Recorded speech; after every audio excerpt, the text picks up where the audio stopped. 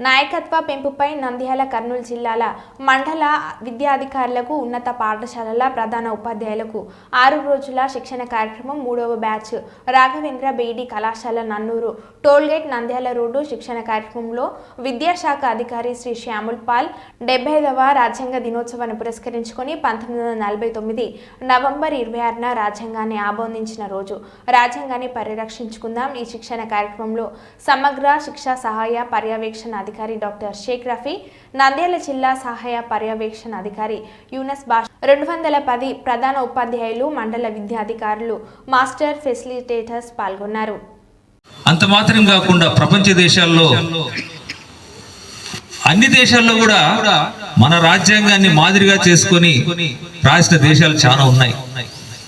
అంబేద్కర్ గారు ప్రపంచంలో కొన్ని దేశాలు వెళ్ళి ప్రసంగిస్తుంటే ఆయన స్పీచ్ అర్థం కాక ఆయన పదాలు డిక్షనరీలో కూడా దొరక్క వాళ్ళ దేశంలో ఉన్నటువంటి ప్రముఖ విద్యావంతుల చేత అది రికార్డ్ చేయించుకొని తర్వాత దాని అర్థం తెలుసుకునేవారంట.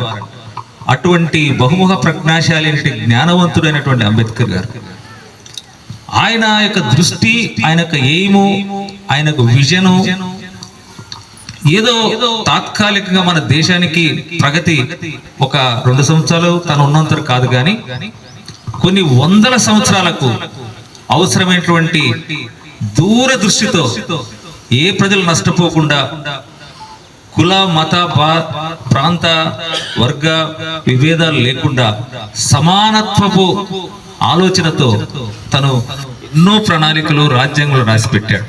ఈరోజు రాజ్యాంగం మనకు గౌరవ డాక్టర్ అంబేద్కర్ గారిచే లిఖించబడి ఈరోజు మనకు ఆమోదించబడిన రోజు నవంబరు 26.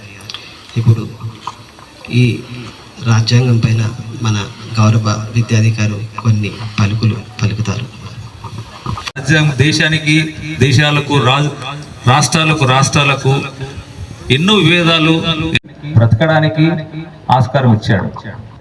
అంత మాత్రం కాకుండా పిల్లలు చదువుకోవడానికి బిలో పవర్టీ ఉన్న వారికి రాయితీలు ఇస్తూ వాళ్ళ కోసం ప్రత్యేకమైనటువంటి పాఠశాలను పెట్టి వాళ్ళందరినీ విజ్ఞానవంతులుగా చేయడం అనేది ఆయన యొక్క ఆలోచన. అందుకే మహాత్మా జ్యోతిరావు పూలే గారు అంటారు, మన దేశం యొక్క అభివృద్ధి అనేది మనకు విద్యా విలువల మీద ఆధారపడింది అంటారు. కాబట్టి విద్యా విలువలు తెలియని కారణాన్ని బట్టి, నేర్చుకునే కారణాన్ని బట్టి మన దేశం యొక్క పురోగతి ఆగిపోయిందని అన్నాడు.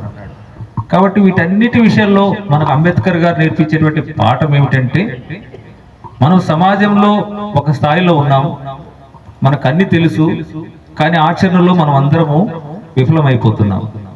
మనం నేర్చుకున్న పాఠాలు, విధానాలు ఇవన్నీ మనకు తెలిసినా మనం నేర్పించలేని పరిస్థితుల్లో ఉన్నాం. ఇది వ్యక్తిగతంగా మనం ఇంట్రాస్పెక్టివ్ చేసుకుంటే ఇది వాస్తవం.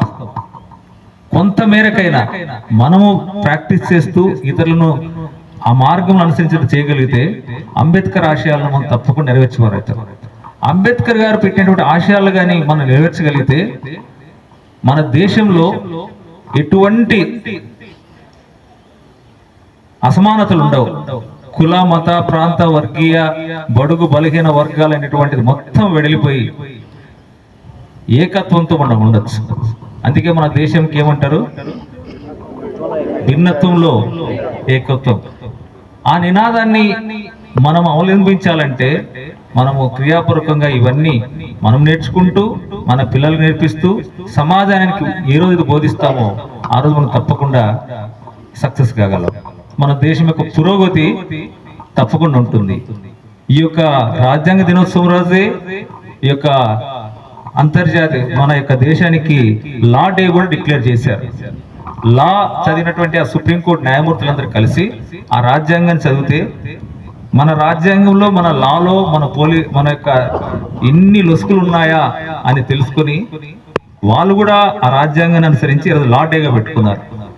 కాబట్టి ఇంత ఎన్సైక్లోపీడియా లాంటి అంబేద్కర్ యొక్క జీవితము మనతో మాట్లాడుతున్నప్పుడు ఈరోజు ప్రపంచమంతయు